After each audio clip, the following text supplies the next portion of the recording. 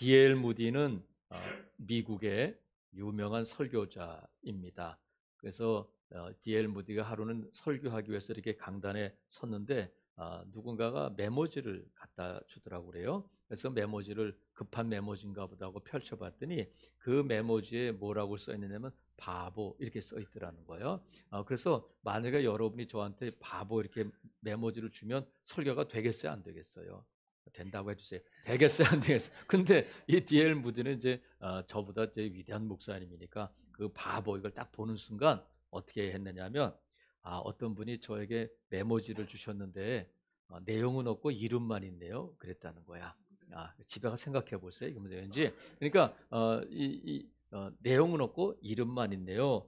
그랬다는 거야. 그러니까 우리가 예배하고 말씀을 듣고 할 때에 방해하는 것들이 있어요. 그죠? 꼭 집중하지 못하도록 하는 사람들이 있는데, 그러니까 예배를 방해하고 설교를 방해하는 사람이 되지 않기를 바랍니다. 집중할 수 있기를 바라요. 근데 예수님은 33년을 사셨잖아요. 그래서 우리가 청년 예수 이렇게 부르기도 하는데, 성경에는 예수님께서 30년 동안에 어떤 삶을 사셨는지에 대한 기록은 거의 없어요. 다만 33년을 사셨는데 30살부터 33살까지의 삶을 기록하고 있는데, 그 공생의 3년 중에서도 1년, 마지막 1년, 그 1년 중에서도 마지막 일주일을 집중적으로 기록하고 있어요. 그래서 마태복음은 28장까지 있는데 오늘이 21장부터 28장까지 8장을 하고 있어요. 요한은 거의 절반을 예수님의 그 나머지 마지막 일주일에 집중해서 기록하고 있는데, 영화 가운데서 내 생에 가장 행복한 내 생에 가장 아름다운 일주일, 그런 영화가 있어요. 여러분들 좀 보시기를 바라요. 추석 때 뭐 그런 데 많이 해. 그래서 막 커플들이 나와서 일주일 동안 이렇게 막 사랑도 하고 막 갈등도 있고 그런 영화예요. 근데 예수님의 일주일은 가장 아름다운 일주일이 아니라 예수님의 생애 가운데 가장 길고 험난한, 가장 길고 힘들었던 일주일이다, 이렇게 말씀드릴 수 있습니다. 그래서 이 복음서 기자들이 예수님의 마지막 일주일을 이렇게 집중해서 기록하고 있는 것은, 예수님께서 이 땅에 오셔서 물 위를 걸어가셨대요. 오병의 기적을 베푸셨대요. 또 나사로를 살리셨대요. 이런 것도 중요하지만 예수님께서 마지막 그 생애 일주일이 정말 중요하다, 그것을 말씀드리고 있단 말이죠. 그래서 예수님의 그 마지막 일주일은 오늘 본문에 있는 것처럼 큰 환호성과 또 환영하는 인파와 이렇게 화려하고 떠들썩한 분위기로 시작을 한다. 많은 사람들이 모였어요. 큰 소리로 예수님을 환영합니다. 8절에 보니까 무리의 대다수는 그들의 겉옷을 길에 펴고 다른 이들은 나뭇가지를 베어 길을 펴고 이렇게 하면서, 이 나뭇가지가 뭐냐면 종려 나뭇가지를 베어서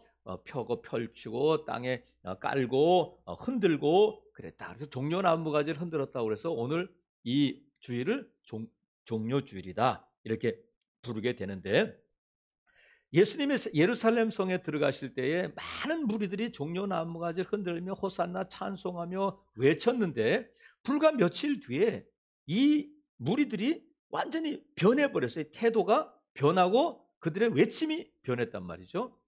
호산나 다윗의 자손이여 이렇게 외쳤던 그들이 며칠 뒤에 예수님을 향해서 십자가에 못 박으소서 이렇게 외치게 되고, 그들의 외침이 달라지고 예수님을 왕으로 여겼던 그들이 예수님을 죄인으로 여기게 되는 일이 일어나게 돼요.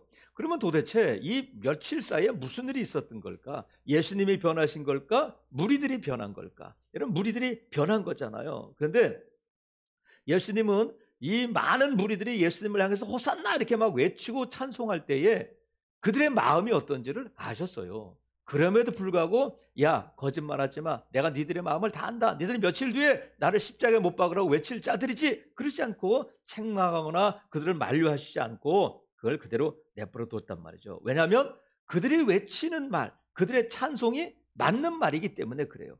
그들이 잘못 이해하고 오해하고 있어도 진리는 진리라는 거야. 여러분, 오해도 이해하지 못해도 진리는 진리인 줄로 믿습니다. 그들이 진리를 오해했다고 해서 진리가 거짓말이 되는 것이 아니니까 예수님께서는 그냥 외치는 것을 용납하셨단 말이죠. 그래서 이 복음서 기자들이 동일하게 이 종려 주일에 대해서 이 예루살렘 입성을 기록하고 있는데 그 기록하고 있는 이유, 기록하고 있는 목적이 뭐냐면 예수님은 누구신가 하는 거예요. 그러니까 우리가 이 본문을 읽을 때도 예수님은 누구실까 하는 것을 집중해서 살펴보고 그것에서 은혜를 받아야 할 줄로 믿습니다. 예수님은 누구실까? 먼저 예수님이 누구시냐면 예수님은 왕이시라는 거야. 자, 8절 우리가 읽었잖아요. 나뭇가지를 흔들고 겉옷을 펴고 하는 일은 왕을 맞이할 때에 이런 왕을 맞이할 때 하는 행위인데 지금 이 무리들이 생각하는 이 예수님은 왕이라는 생각은 어떤 왕을 그들은 기대하고 있느냐면 정치적인 왕. 그들은 로마로부터 그들을 압제로부터 해방시켜주고 자유를 줄 수 있는 그런 왕으로 생각하고 있었는데 하지만 예수님은 알렉산더나 시저나 헤롯 왕과 다른 왕이라는 거야. 오늘 본문에 보니까 예수님은 어떤 왕으로 이 땅에 오셨냐면 평화의 왕으로 오셨다. 평화의 왕. 그러니까 지금 이 평화는 세상이 줄 수 있는 세상이 감당할 수 있는 그런 세상이 줄 수 있는 세상이 원하는 평화가 아니라 세상이 줄 수 없는 평화인데 그 평화는 뭐냐면 하나님과 인간 사이의 화목됨. 그것을 평화라고 부르는 거예요. 이것은 어느 왕도 할 수 없는 일인데 예수님은 이 땅에 평화의 왕으로 오셔서 하나님과 인간 사이를 화목하게 하셨다. 막힌 담을 허물어 주셨다. 그래서 예수님을 평화의 왕이라고 부른단 말이죠. 그리고 예수님은 겸손의 왕이다. 겸손의 왕인데 예수님께서 나귀를 타셨는데 5절에 보니까 시온 딸에게 이르기를 내 왕이 내게 임하나니 그는 겸손하여 나귀를 타셨다는 거예요. 그러니까 나귀를 타셨다는 것이 그냥 탈 것이 없어서 그런 것이 아니라 겸손을 보여주시기 위해서 나귀를 타셨다는 거야. 여러분 캐톨릭에는 교황이 있어요. 절대 교황이 즉위식을 해요. 교황이 새로 뽑혀가지고 즉위식을 할 때에 교황이 이제 왕관을 쓴다고 보석으로 박힌 왕관을 쓰는데 그 왕관의 가치가 65억 정도 된다고 그래요. 거기 보석 박혀 있는 걸 따지면 65억 정도 되고 교황은 어떤 차를 타냐면 특수 제작된 벤츠를 탄다고 그래요. 그래야 교황이 되는 거예요. 근데 여러분 보석 왕관을 쓰고 좋은 차를 타고 특수 제작된 차를 타야 왕이 아니잖아요. 왕은 벤츠를 타도 왕이고 경차를 타도 왕이에요. 어떤 옷을 입어도 왕은 왕이 된단 말이죠. 그래서 예수님께서는 이 땅에 겸손의 왕으로 오셨을 뿐만 아니라 만왕의 왕으로 오셨단 말이죠. 그래서 예수님은 이스라엘만의 왕이 아니라 왕 중의 왕, 모든 왕들의 왕이고 모든 세대, 모든 민족의 왕으로 이 땅에 오셨다. 그래서 저와 여러분에게도 예수님은 왕이 되시는 거예요. 이스라엘만의 왕이 아니라 오고 오는 세대 가운데 예수님은 왕이 되시는 줄로 믿습니다. 그래서 예수님이 누구시냐면 예수님은 왕이다. 이걸 지금 이 본문에서 말씀하고 있단 말이죠. 또 하나 예수님은 누구시냐면 예수님은 구원자가 되신다. 한번 따라 보겠습니다. 예수님은 구원자. 무리들이 예수님이 예루살렘 성에 들어갔을 때에 뭐라고 외쳤냐면 호산나 호산나 했다는 거예요. 근데 이 호산나가 신약 성경에 6번 나오는데 다 이 복음서 기자들이 예루살렘 성에 들어갈 때 이걸 기록하고 있어요. 그러니까 여기에만 나온다고 보면 되는 거예요. 근데 호산나는 우리를 구원해 주세요. 이제 구원해 주세요. 이런 뜻이에요. 근데 우리를 구원해 주세요 할 때에 이 무리들이 이스라엘 백성들이 원하는 구원은 뭐냐면 로마로부터의 자유야. 이 억압에서 우리를 건져주세요. 이런 구원을 지금 말하면서 호산나 외치고 있는데 그 구원이 호산나가 지금 그들이 오해하고 있는 거잖아요. 근데 예수님께서 이 땅에 오셔서 이루시기를 원하시고 이루신 구원은 뭐냐면 인류를 죄로부터 구원해내는 것이다. 이것이 구원의 시작이 된단 말이죠. 그래서 예수님이 왕으로 이 땅에 오셨는데 왕으로 오신 그분이 어떤 길을 가시냐면 왕의 길을 가시는 것이 아니라 십자가의 길, 고난의 길을 가신단 말이에요. 그러니까 무리들이 생각할 때는 왕으로 오셨으면 이제 본격적으로 왕궁으로 가서 왕이 되셔서 이제 뭐 군사를 일으키든지 뭘 해가지고 독립을 시키고 싸워서 이기는 그런 왕을 기대했는데 예수님께서는 왕이신 그분이 고난의 길, 십자가의 길을 가신단 말이죠. 그러면 왜 왕이신 그분이 이 십자가를 지시고 고난의 길을 가셨느냐면 이 방법밖에 없기 때문에 그래요. 다른 방법은 없기 때문에 예수님께서 십자가를 지시고 이 고난의 길을 가셨단 말이죠. 그래서 여러분, 우리가 죄로부터 구원받고 하나님과 화목하게 되는 일은 예수 그리스도 외에는 다른 사람도 없고 십자가 외에는 다른 방법도 없음을 믿으시기를 주님의 이름으로 축복합니다. 그러니까 다른 방법이 있었으면 뭐 하나님이 다른 방법, 예수님이 다른 방법을 쓰셨겠죠. 하지만 이 예수님 외에, 예수님의 십자가 외에는 인류를 죄로부터 구원할 수 있는 방법과 길이 없기 때문에 예수님이 그 길을 가시는 거예요. 근데 유대인들은, 이스라엘 사람, 이 무리들은 그것을 오해하고 있단 말이죠. 여러분, 예수님 외에는 다른 길도 다른 구원도 없는데 사도행전 4장 12절에 보면 다른 이로서는 구원을 받을 수 없나니 천하 사람 중에 구원을 받을 만한 다른 이름을 우리에게 주신 일이 없습니다. 여러분, 예수 그리스도 외에는 우리에게 구원을 주실 자도 없고, 예수님께서 내가 곧 길이요 진리요 생명이니 나로 말미암지 않고는 아버지께로 갈 자가 없다는 거예요. 예수 그리스도만이 길이고 진리요 생명이고, 예수 그리스도를 통해서만, 십자가를 통해서만 우리가 하나님의 자녀되고 천국에 갈 수 있는 줄로 믿습니다. 그래서 여러분, 다른 예수는 없는 거예요. 2000년 전에 골고다 언덕에서 십자가에 달리신 그 예수 외에는 다른 예수가 없고, 그 십자가를 믿는 것 외에는 다른 방법이 없단 말이죠. 그래서 여러분, 우리가 정말 이 설교를 누가 들을지도 모르겠습니다만, 죄송한 말이지만 단언컨대 다른 종교에는 구원이 없어요. 그 어떤 종교를 할지라도, 아무리 화려하고 아무리 사람이 많이 모이고 아무리 큰 건물을 짓고 있는 종교를 할지라도 다른 종교에는 구원이 없단 말이죠. 각 종교마다 구원을 말해요. 하지만 그들이 말하는 구원이 아니라 우리가 말하는 하나님의 자녀가 되고 천국을 유업으로 받고 영생을 얻게 하는 구원은 오직 예수 그리스도 십자가 외에는 없는 줄로 믿습니다. 그래서 다른 종교들이 왜 너희 기독교는 너희만 진리라고 말하고 왜 너희만 옳다고 말하냐? 그건 우리가 목에 칼이 들어와도 그것을 우리가 타협할 수 없는 거잖아요. 만약에 예수 외에 다른 사람이 또 가능하고 십자가 외에 다른 길이 있다면 우리는 정말 비참하고 우리는 정말 어리석은 자들이 되는 거예요. 하지만 우리가 믿는 바는 누구든지 예수 그리스도를 믿기만 하면 하나님의 자녀가 되는 줄로 믿습니다. 왜냐하면 예수님께서 그 일을 이루셨기 때문에 그래요. 그것 때문에 구원자 되신 예수님이 이 땅에 오셨는데, 유대인들은 지금도 메시아를 기다리고 있어요. 예수님이 메시아이신 그분이, 구원자이신 그분이 이 땅에 오신 지가 2000년이 지났는데도 지금도 메시아를 기다려. 왜냐하면 자기들이 2000년 전에 메시아를 죽였다는 것을 인정을 못해요. 근데 여러분, 그들이 기다리는 메시아가 오겠어요, 안 오겠어요?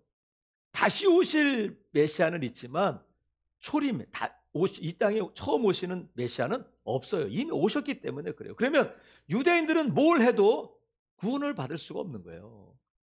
구약 성경을 아무리 믿어도, 그들이 하나님을 아무리 제대로 믿어도 그 아들 예수 그리스도를 믿지 않으면 구원이 없단 말이죠.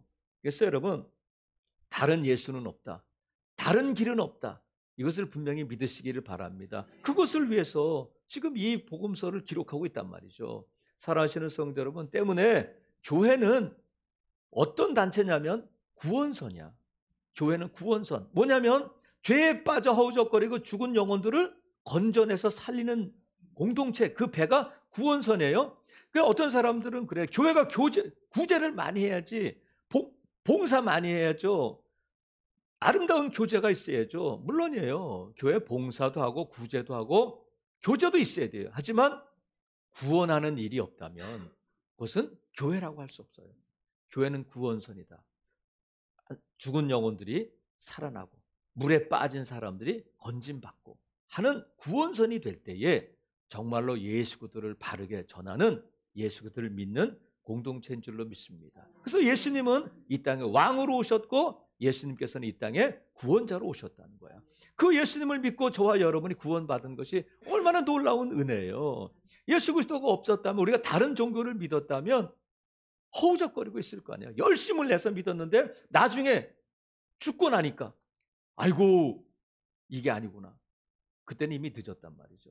여러분, 저와 여러분 오늘 구원받고 하나님의 자녀로 이 자리에 하나님을 예배할 수 있는 것이 하나님의 큰 은혜인 줄로 믿습니다. 그것이 하나님이 저와 여러분을 태초전에 택하셨고 저와 여러분을 부르셨고 성령을 통해서 예수 그리스도를 믿을 수 있는 믿음을 주셨기 때문에 가능한 줄로 믿습니다. 그래서 구원은 선물이에요. 여러분, 예수님은 저와 여러분의 구원자가 되시는 줄로 믿습니다. 이스라엘 백성들이 우리가 호산나 우리를 구원해 주세요 오해하고 정치적인 왕으로 정치적인 구원으로 그들이 오해했지만 그럼에도 불구하고 예수님은 진정한 구원자가 되신다는 거예요. 여러분, 우리가 죄로부터 구원받는 일이 먼저예요. 그 다음에 구원이라는 단어가 병고침도 구원이고 고난과 환난 가운데서 건짐받는 구원이지만 죄로부터 구원받음이 없는 다른 구원은 의미가 없단 말이죠. 예수님께서 이 38년 된 병자를 고쳐주시잖아요. 병에서 고침받았어요. 그것도 구원이에요. 근데 그가 고침받고 성전에서 예수님을 만났을 때에 예수님이 그 병자의 고침받은 병자에게 뭐라고 말씀하셨냐면 더 심한 병이 걸리지 않도록 다시는 죄를 짓지 마라 이렇게 말씀하셨어요. 그러니까 너 병 고침 받는 것보다 구원이 먼저다. 구원이 중요하다. 그 말씀을 하시는 거예요. 예수님이 10명의 나병 환자를 고쳐주셨는데 한 사람만 다 10명이 고침받았는데 한 사람만이 사마리아 사람이 예수님의 무릎 발 아래 와서 엎드려 절하며 하나님께 영광을 돌리고 예수님께 감사했다는 거예요. 예수님 물어보셨어요. 나머지 9은 어디 있느냐? 그러면서 예수님이 뭐라고 말씀하시냐면 내 믿음이 너를 구원하였다. 이렇게 말씀하셔요. 이 돌아온 나병 환자 사마리아인은 다른 9명과는 달리 육체적인 질병으로부터 구원받았을 뿐만 아니라 그의 영이 구원받은 줄로 믿습니다. 그러니까 육체적으로 구원은 받았는데 죄로부터 구원받지 못하면 지옥 가는 거예요. 살아계시는 성도 여러분, 저와 여러분의 구원은 죄로부터 구원받은 것으로부터 시작되어서 저와 여러분의 오늘도 그 구원을 이루어가고 있는 줄로 믿습니다. 이것이 먼저가 돼야 된단 말이죠. 근데 유대인들은 이스라엘 백성들은 호산나 외치면서 우리를 구원해 주세요 했는데 그 구원이 뭐냐면 정치적으로 로마로부터 우리를 건져주세요. 해방시켜주세요. 독립시켜주세요. 이것을 바랐단 말이죠. 살아계시는 성도 여러분, 예수님은 우리의 구원자가 되시는데 저와 여러분의 죄 하신 구원자 되신 예수님인 줄로 믿습니다. 또 하나 예수님은 누구시냐면 승리자가 되신다는 거예요. 승리자가 되신다. 한번 따라해 보겠습니다. 예수님은 승리자. 지금 이 이스라엘 백성들 호산나 외치는 이스라엘 백성들은 예수님께서 로마를 이기고 승리하실 것을 기대했어요. 그래서 호산나 외쳤어요. 근데 예수님이 십자가를 지시네. 아니 이게 무슨 승리고 이게 무슨 왕이야. 이건 죄인이잖아 하면서 그들의 태도가 돌변하는 거예요. 그럼 보세요. 지금 예수님께서 뭐라고 말씀하시냐면 내가 세상을 이겼다. 제자들에게 말씀하셔요. 내가 뭘 이겼다고요? 세상을 이겼다는 거야. 그 세상을 이겼다는 것이 시저를 이기고 내가 헤롯을 이기고 그게 아니잖아요. 내가 세상을 이겼다는 것은 사탄을 이겼고 내가 죄를 이겼고 사망을 이겼다. 이 말씀이 된단 말이죠. 그래서 이 십자가는 실패의 상징, 패배의 상징이 아니라 승리의 상징인 줄로 믿습니다. 그래서 유대인들은 이 호산나 외쳤던 사람들은 십자가를 실패, 패배 그런 십자가를 본 거예요. 그런데 우리는 십자가를 바라볼 때 예수님께서 진짜 이기셨구나. 뭘 이기셨느냐면 세상을 이기셨는데 사탄을 이기셨고 죄를 이기셨고 사망을 이기신 줄로 믿습니다. 그래서 십자가 없이는 승리 없다. 십자가 없이는 부활 없다. 십자가 없이는 영광이 없다. 이것을 믿으시기를 바랍니다. 십자가 없이는 아무것도 안 된단 말이죠. 그래서 여러분, 그러면 예수님은 이 땅에 왕으로 구원자로 승리자로 오셨는데 왜 이 무리들은 호산나 외치면서도 이 예수님을 오해했을까? 왜 이 호산나의 의미를 깨닫지 못했을까? 왜 그러냐면 보세요. 이 무리들의 오해는 어디서 비롯되었느냐면 자, 예수님께서 제자들에게 벳바게에 이르렀을 때에 두 제자를 보내시면서 가서 나귀를 데리고 와라. 그런데 나귀를 데리고 오지 말고 나귀 새끼를 데리고 오라는 거야. 근데 왜 이 말씀을 하시냐면 자, 4절 보세요. 이는 선지자를 통하여 하신 말씀을 이루려 하심이라는 거야. 선지자를 통하여 하신 말씀을 이루시기 위해서 나귀를 데리고 오라는 거야. 자, 보세요. 그러면 예수님께서는 이 땅에 오셔서 이렇게 많은 사역들을 하셨는데 이벤트 중심 쇼를 하시고 누군가에게 보여주시기 위한 사역이 아니라 이 땅에 오신 것도 말씀 따라 오셨고 사역하신 것도 말씀 따라 하셨고 말씀 따라 순종하셨고 십자가를 지신 것도 말씀 따라 십자가를 지셨고 부활하신 것도 말씀대로 부활하신 줄로 믿습니다. 그러니까 예수님께서는 철저히 이 땅에 오신 것도 사역하시는 것도 십자가를 지신 것도 부활하신 것도 승천하신 것도 하나님께서 말씀하신 대로 말씀 중심으로 사셨다는 거야. 근데 지금 이 호산나 외치는 유대인들은 어떻게 예수님을 믿고 있느냐면 자기 생각대로 믿고 있는 거예요. 아, 예수님이 이제 왕이 되셔서 이제 우리는 이제 해방되고 우리는 독립하고 우리는 자유를 얻겠구나. 이제 뭔가가 됐구나. 오병이어 기적을 베푸셔서 먹고 사는 문제는 해결되겠구나 하면서 정치적인 경제적인 메시아, 정치적인 경제적인 예수를 자기 생각대로 만들어내서 믿고 있는 거예요. 여러분, 우리가 생각대로 믿는 신앙은 해로운 믿음이야. 유익하지 못해요. 근데 우리의 신앙 믿음은 어디에 근거해야 되냐면 말씀에 근거해야 돼.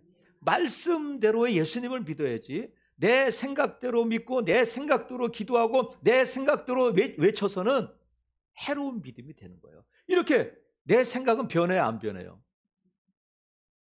여러분, 생각이 변해 안 변해? 생각이 변해 안 변해? 끝까지 대답 안 하시는 분 끝까지 해봅시다. 그럼 여러분, 생각이 변해 안 변해? 변하지. 여러분 오늘 예배당에 오실 때하고 지금 또 여기 있는 거하고 좀 생각이 같아요? 그건 뭐 같다고 해주세요. 근데 우리가 어제 생각하고 오늘 생각이 또 달라. 여러분, 지금 오늘 여기서 예배하고 또 돌아갈 때는 또 달라질 수 있어요. 아침 저녁으로 달라. 그래서 오죽하면 나이 들면 어떻게 다르냐면요, 숟가락 뜰 때하고 숟가락 내려놓을 때 생각이 다르다는 거야. 야, 잠자리 들 때하고 잠자서 일어날 때 달라. 화장실 들어갈 때 다르고 화장실, 이게 인간이에요. 그래, 여러분, 생각을 믿으면 돼, 안 돼? 안 돼. 생각 따라가면 안 돼. 예수님은 철저하게 말씀을 이루시기 위해서 나귀를 타면 어떻고 꽃가마를 타면 어떻겠어요? 근데 말씀을 이루시기 위해서 스가랴에 있는 말씀을 이루시기 위해서 나귀를 데려오라고 하시는 거예요. 근데 이 나귀를 데리고 올 때 보세요. 왜 나귀 새끼여야 할까? 아니, 좀 튼튼한 나귀 어미를 타면 좋은데 왜 새끼를 타셨을까? 자, 4절 보세요. 이는 선지자를 통하여 하신 말씀을 이루려 하심이라. 이랬을 때 시온의 딸에게 이르기를 내 왕이 내게 임하나니 그는 겸손하여 나귀를 타는데, 어떤 나귀냐면 곧 멍에 매는 짐승의 새끼를 탔는데, 이 새끼는 멍에를 맸을까 안 맸을까? 한 번도 멍에를 매지 않은 나귀 새끼를, 이 나귀의 일은 뭐예요? 짐을 나르는 거잖아. 사람을 태우는 거잖아요. 근데 나귀 새끼는 타 안 타? 야, 인간이라면 그러면 안 되잖아. 어미하고 있는데 어미는 타지만. 근데 멍에 매는 나귀인데 멍에를 매지 않은 나귀 새끼를 데리고 오셔서, 아니, 예수님이 나귀를 타시면 좋은데 왜 새끼를 타고 그걸 타셨을까? 멍에 때문에 그래요. 이 나귀 새끼는 한 번도 멍에를 매지 못했는데 예수님이 지신 멍에, 예수님 자신이 멍에가 되는 거예요. 인류가 지어야 할 멍에를 예수님께서 나귀를 타고 가시면서 그 멍에를 지고 가시는 거예요. 누가 그러셨다고요? 오직 예수님만이. 이 멍에를 지시는, 인류의 죄를 대속하시는 그 멍에를 지신 분은 이 나귀 새끼를 타신, 이 나귀 새끼가 처음으로 그 멍에를 지게 하신, 나귀가 진 게 아니잖아, 그죠? 예수님께서 그 멍에를 지고 나귀의 새끼를 타고 가신단 말이에요. 그게 말씀이 이루어지는 거야. 반복합니다만 예수님 외에는 다른 구원 얻을 길이, 방법이 없는 줄로 믿습니다. 그 예수님이 그 말씀을 이루셨다는 거예요. 그래서 우리도 늘 내 생각대로, 내 감정대로의 믿음이 아니라 말씀대로의 믿음을 가져야 될 줄로 믿습니다. 아니면 자꾸 예수님을 오해하게 되고 예수님을 이해하지 못하게 돼요. 여러분 감정 따라서 내가 나오고 싶으면 나오고 내가 하고 싶으면 하고 봉사하고 싶으면 하고 하기 싫으면 말고 그건 뭐예요? 말씀이에요? 감정이에요? 감정이잖아. 내 생각이잖아요. 교회는 이래야 돼. 성도라면 이래야 돼. 어떻게 목사가 그럴 수 있어? 그건 생각이야. 다 생각하는 게 달라요. 다 생각하는 교회가 달라지면 말씀하시는 교회, 말씀하시는 예수, 말씀하시는 십자가를 믿어야 할 줄로 믿습니다. 그래서 우리가 예수님의 십자가를 바라볼 때다 주님, 내 생각 내려놓습니다. 내 생각, 내 감정 십자가에 못 박습니다. 그게 십자가 앞에 서는 거예요. 여러분, 생각은 변하지만 진리는 불변하는 줄로 믿습니다. 그래서 우리가 진리를 믿고 진리를 붙드는 거예요. 여러분, 지금 이 예수님이 예루살렘에 들어갈 때에 호산나 외쳤던 사람들은 무리야. 무리. 많은 무리. 그런데 저와 여러분은 무리가 아니라 누구냐면 제자다, 제자. 무리가 아니라 그냥 제자야. 무리들은 변할 수 있어요. 무리들은 예수님을 오해할 수 있지만 제자는 그러면 안 돼. 그래서 예수님께서 지금 이 누가복음에 보면 이 동일한 본문을 기록하면서 무슨 구절이 있느냐면 많은 사람들이 막 호산나 왕이요 뭐 다윗의 자손이요 메시아 막 이렇게 하니까 바리새인들이 듣고는 이러다가 큰일 나갔다. 로마가 우리를 진압하러 오면 우리가 또 고난 당할 수 있으니까 예수님께 그래요. 예수님 좀 얘들 좀 잠잠하게 해주세요. 그랬더니 예수님께서 알았어. 야 좀 조용히 해라. 야 로마가 우리 잡으러 오면 어떡하냐 그러시지 않고 누가복음에 보면 19장 40절에 내가 너희에게 말하노니 만일 이 사람들이 침묵하면 돌들이 소리 지르리라. 그렇게 말씀하셔요. 이들이 침묵하면 누가 소리 지른다고요? 돌들이 소리 지른다는 거예요. 그러니까 이들이 지금 외치는 것이 그들이 비록 오해하고 자기 생각대로 믿고 있지만 그들이 외치는 말 자체는 맞다는 거예요. 예수님은 왕이시고 예수님은 구원자이시고 예수님은 승리자이신데 그것들을 외치게 하시는 거야. 그래서 우리가 지금 무리로서 외치는 호산나가 아니라 예수님의 제자로서 외치는 호산나는 다르잖아요. 외치라는 거야. 오늘 우리가 이 아침에 외쳐야 할 단어가 뭐냐면 호산나야. 무리들이 외치는 호산나가 아니라 제자들이 외치는 호산나. 그것이 뭐냐면 호산나가 무슨 뜻이냐면 이제 구원해 주세요. 이제 구원하소서야. 그러니까 이제는 뭐냐면 제발 나를 좀 구원해 주세요. 이 뜻이란 말이에요. 근데 저와 여러분은 이미 예수 그리스도를 믿고 구원받은 자들이야. 그렇죠? 그렇기 때문에 우리가 호산나 외치는 것은 뭐냐면 예수님 제발 나의 왕이 되어주세요. 나의 구원자가 되어주세요. 나의 승리자가 되어주세요. 무슨 뜻이냐면 다시 구원받고 다시 시작하는 것이 아니라 주님 이제 호산나 나를 구원하소서. 그 의미는 뭐냐면 예수님 나 예수님이 필요해요. 나 급하게 예수님이 필요해요. 소경 바디메오가 다윗의 자손이요 다윗의 자손이요 이렇게 부르짖고 외쳤던 것처럼 우리가 호산나 하는 것은 예수님 나 지금 예수님이 필요합니다. 예수님은 나의 왕이십니다. 예수님은 나의 구원자이십니다. 예수님은 나의 승리자이십니다. 이제 나도 결단하고 예수님처럼 그 길을 가겠습니다 하는 결단이 담겨있는 외침이 뭐냐면 호산나라는 거야. 한번 따라해 보겠습니다. 호산나! 호산나! 그래서 우리가 호산나 하면서 우리 결단은 뭐냐면 주님 나도 말씀 중심, 예수 중심, 십자가 중심의 삶을 살겠습니다. 이것이 호산나에 담겨있는 우리의 신앙 고백이 되는 줄로 믿습니다. 그래서 우리는 주님만 바라보겠습니다. 이미 이루셨기 때문에 세상을 이기신 주님을 의지하고 우리도 세상을 이기겠습니다. 죄를 이기고 우리도 승리하겠습니다 하는 것이 저와 여러분의 고백이 되어야 할 줄로 믿습니다.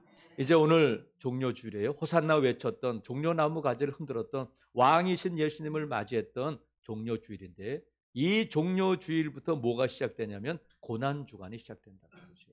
왕의 길은 고난의 길이었다. 하지만 그 길이 진정한 승리의 길이었다. 우리가 그것을 믿고 여러분 이번 한 주간 동안 고난주간 예수님의 십자가를 생각하고 그 온전한 예수님 십자가만을 바라보시는 한 주 또 그 한 주를 보내는 성도들 되시기를 주님의 이름으로 축복합니다. 아멘.